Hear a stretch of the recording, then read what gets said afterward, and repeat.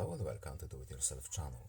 Today I will show you where to find the option, how to change, how to enable Classic Keymap keyboard shortcut for TalkBacks, the default option also, and where to find it. So, first of all, settings. Next in settings we are looking for accessibility and convenience, then accessibility.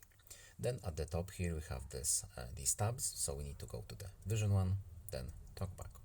Now in the top right corner here we have this cog menu which we need to open, and then we need to scroll to the advanced settings.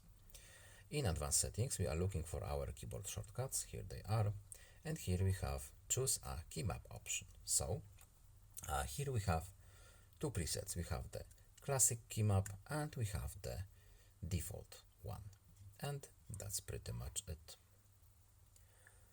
I hope it was helpful, and goodbye.